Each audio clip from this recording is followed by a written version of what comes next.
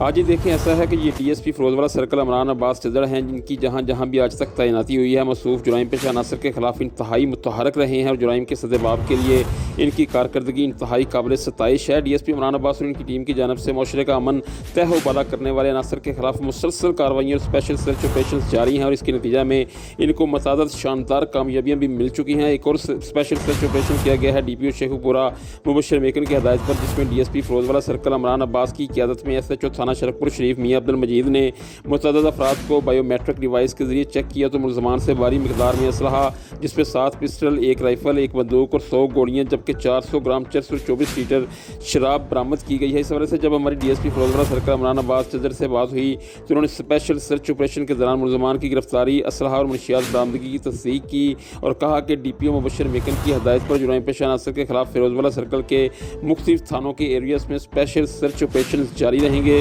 اور معاشرے کا امن داؤ پر لگانے والے ملزمان کے خلاف کسی بھی قسم کی کوئی بھی رعایت نہیں برتی جائے گی۔